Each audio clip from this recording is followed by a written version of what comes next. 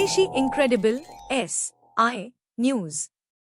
आप ही सद्बुद्ध राजनेता मकार ऐसा हमें बता दे, तेरा मेरा बंधन हो निर्बंध राज्य, हमें बता दे कि तेरे अधरों से गूंजे तेरे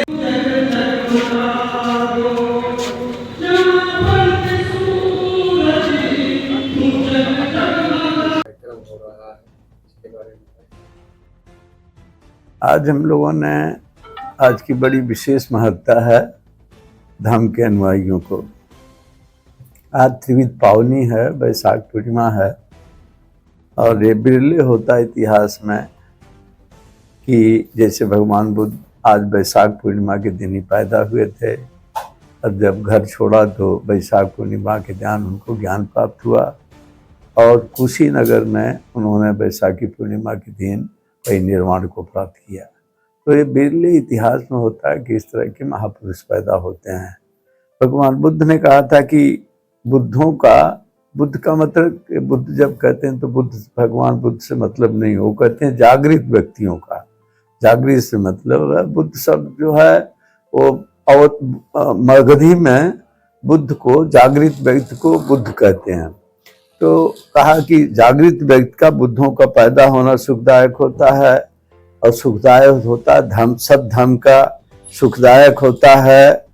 एकता होकर के सूत्र के पाठ करना और उसके जीवन, उस पर जीवन चलना, और संघ जो जैसे अभी बताया गया था कि संघ की एकता सुखदायक होती है।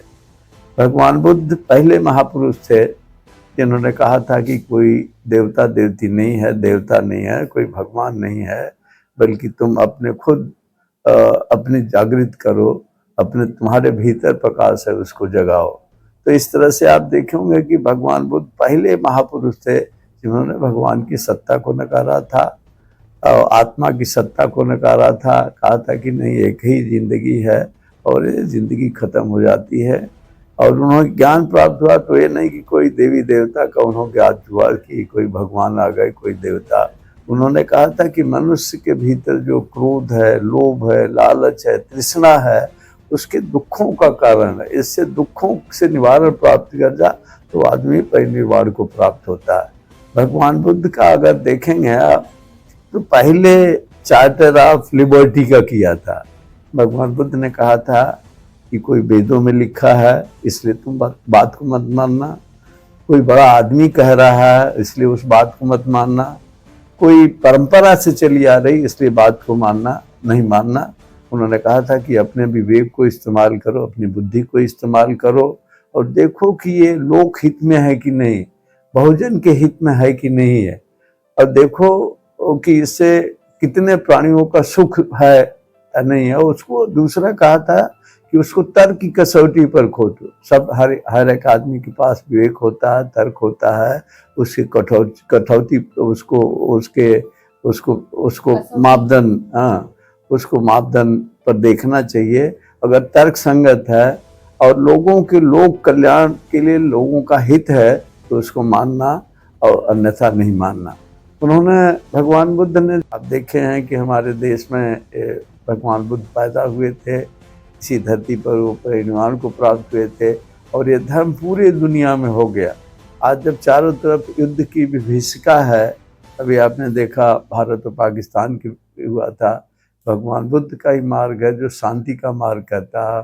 वो कहता है कि सभी को प्रेम से, करुणा से, मैत्री से रहना चाहिए और आपस में वैमनस्य नहीं होना चाहिए। तो इस प्रकार के हम लोगों ने भारत जन ज्ञान विज्ञान समिति में इन्हीं बातों को रख करके और विशेष करके बहुजन महापुरुषों की, जैसे भगवान बुद्ध हैं, इस परंपरा में बाबा साहब अम्बेडकर हैं, महापंडित राहुल सांकृत्यायन हैं, इन महापुरुषों के बारे में हम चर्चा करते हैं और नए समाज के बारे में जिसमें किसी तरह का घृणा नहीं हो, भेदभाव नहीं हो, वैमनस्य नहीं हो, हम लोगों ने उसको हम बढ़ावा देते हैं। इसी अवसर पर हम इन लोगों को भी सम्मानित करेंगे जिन्होंने इस उद्देश्यों की पूर्ति के लिए, भारत जन ज्ञान विज्ञान समिति के उद्देश्यों की पूर्ति के लिए बराबर हमारी सहायता कर रहे हैं। तो इस प्रकार आज का दिन हम लोगों ने सोचा कि इससे पवित्र दिन नहीं हो सकता तथागत बुद्ध की मूर्ति लगाने का, और आज हम लोगों ने इस समारोह को तथागत बुद्ध की मूर्ति की स्थापना की और उनके उपदेशों के बारे में हम यहाँ बैठ करके चर्चा कर रहे हैं। और उसी परंपरा के अनुसार हमने भिक्षुगण आए थे, उनको भोजन कराया और इसके बाद उनको दान दिया, चिवर दान दिया। ये बौद्धों की परंपरा है।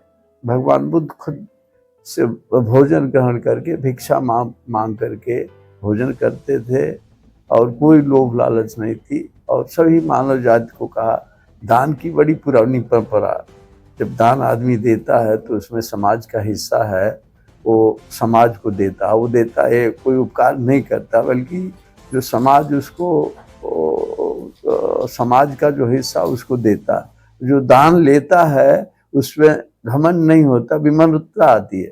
तो उन्होंने यही कहा था कि आदमी को अहंकार पर विजय प्राप्त करनी चाहिए, काम क्रोध पर होनी चाहिए, तृष्णा पर अपने कंट्रोल करना चाहिए, और सबके प्रेम, सबके बीच में करुणा हो, मैत्री हो।